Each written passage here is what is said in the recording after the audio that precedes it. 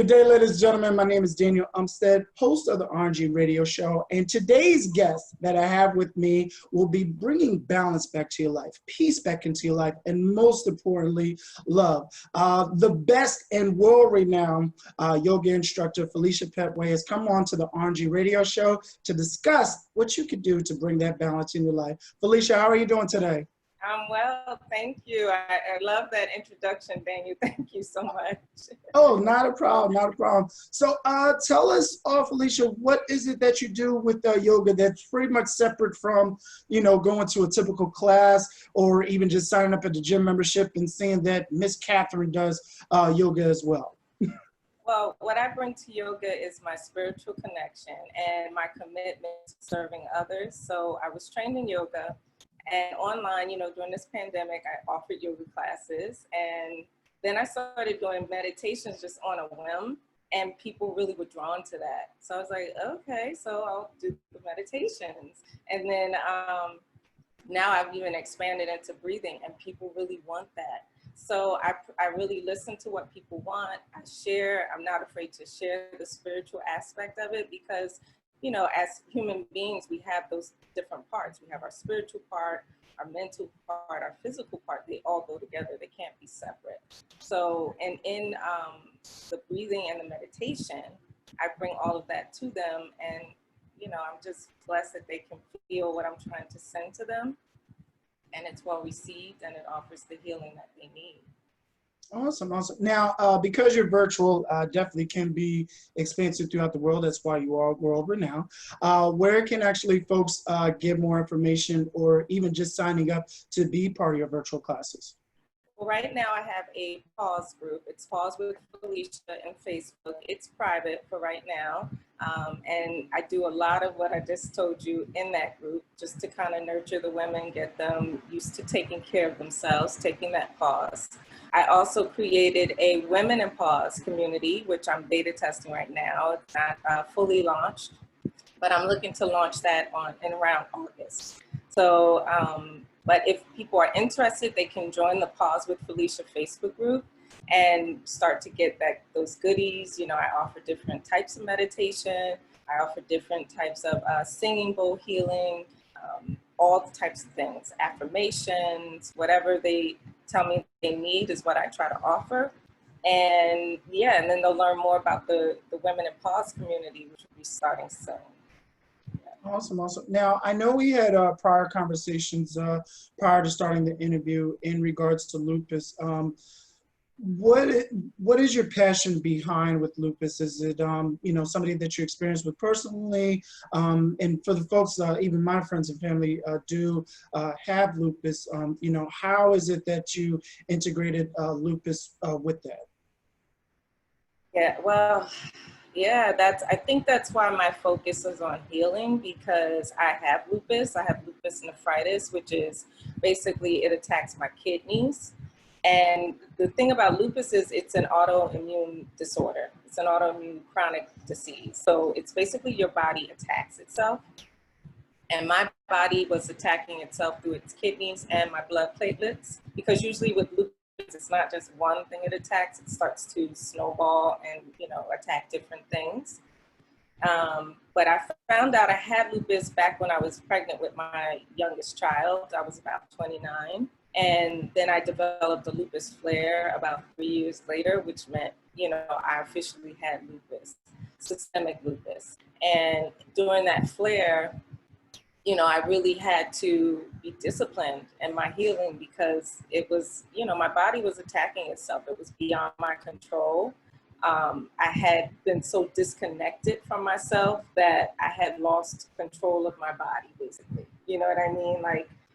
So I had to try to gain control back. And the first thing I did was start with that spiritual aspect, prayed like I never prayed before. Prayed over organs, putting my hands on, not even realizing to this day that I was, essentially healing myself through, God, and just leaned on him, surrendered it all to him, and just believed that I would be well.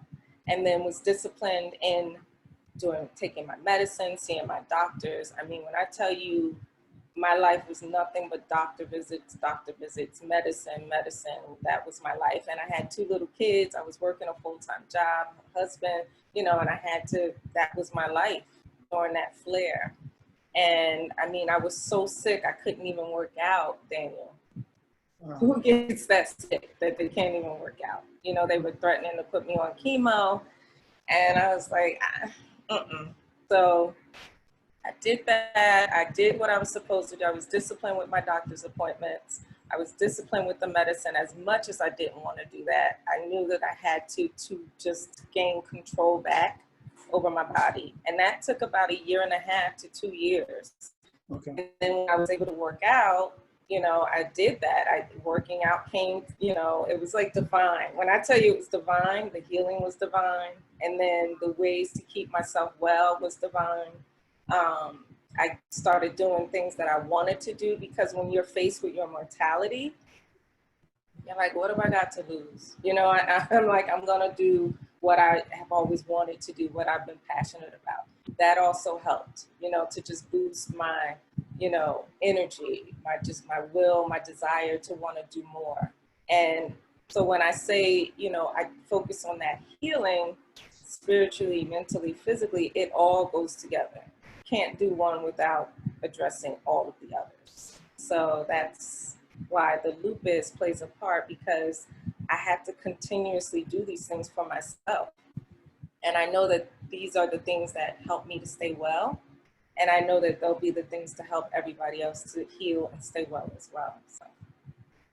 Okay, awesome. And I'm not going to mention any names because I definitely want to keep his information private, but my frat brother who has lupus is, you know, pretty much experienced the same thing. So I'm hoping that, the best one ever. Come on now.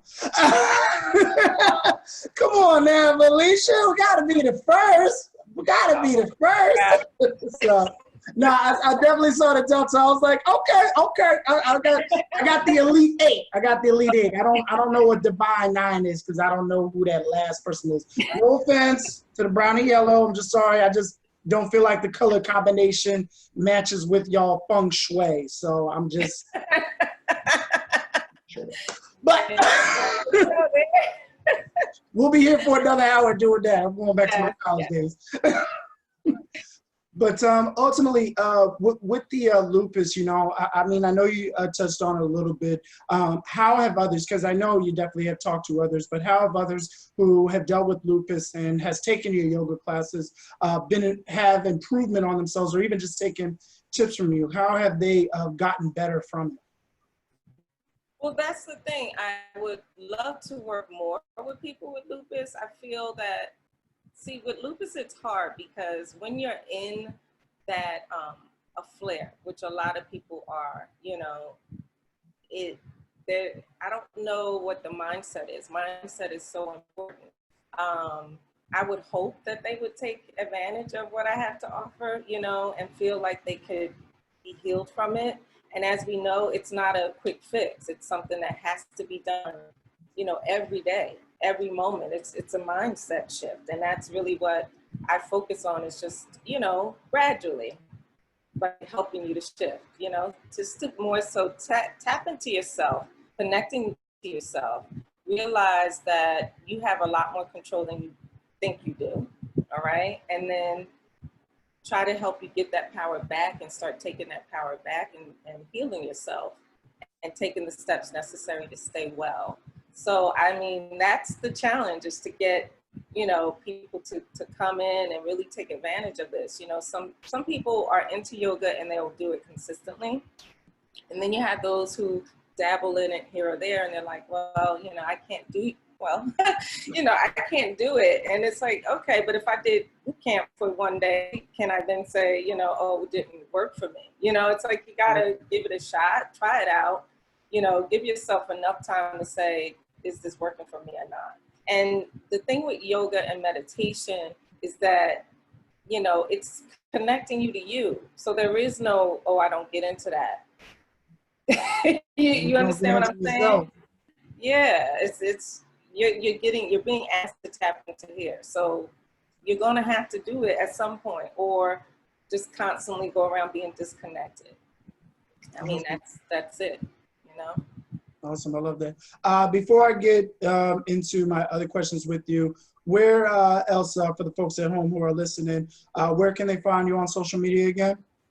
I'm on Instagram and I'm just trying to think of Facebook. I'm under those Facebook. I'm as F Petway. That's my page. But I am Felicia Petway across all platforms. So I'm either Felicia Petway or F Petway.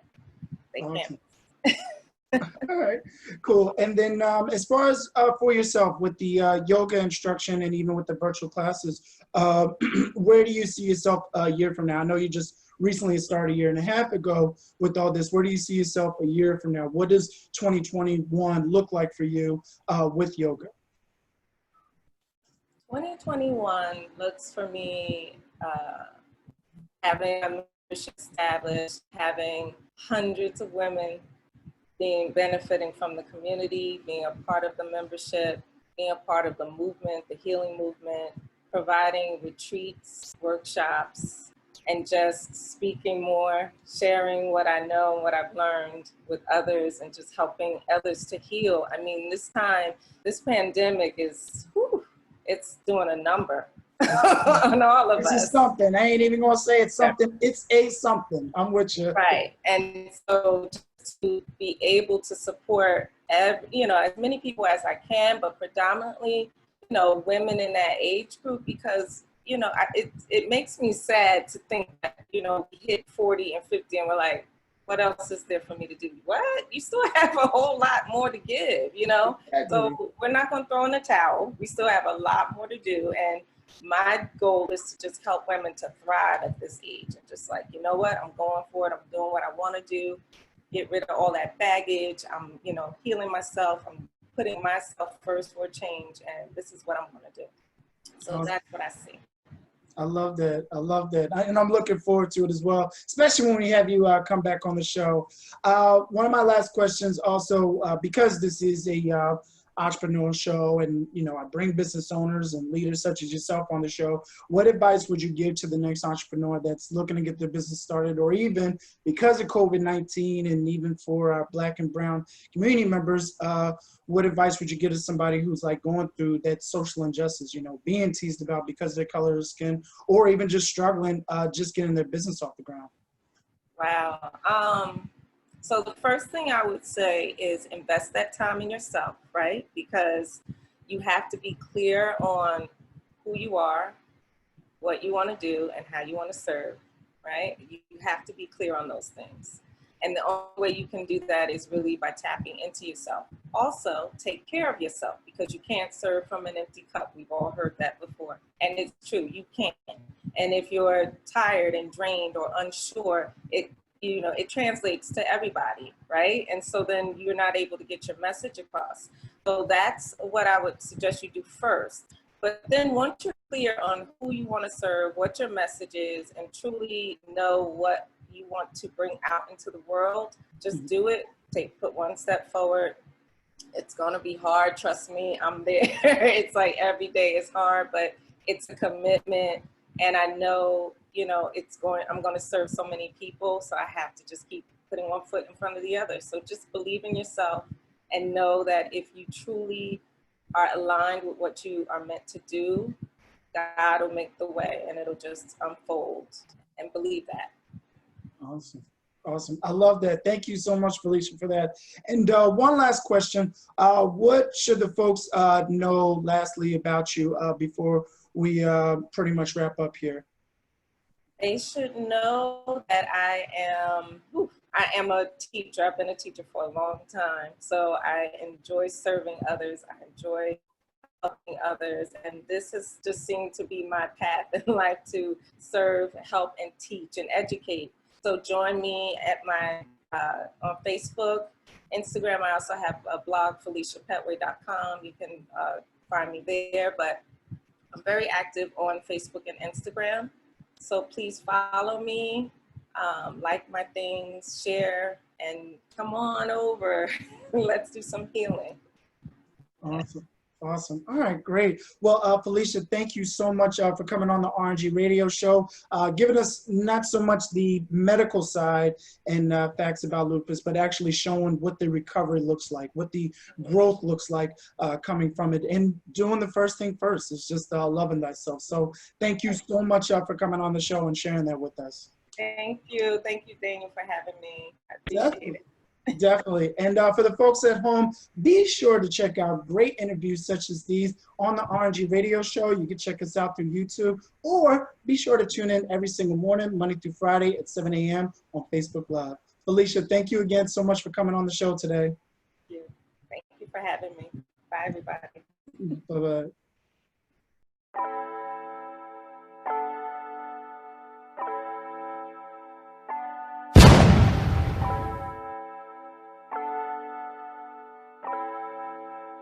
Fleslet on the beat.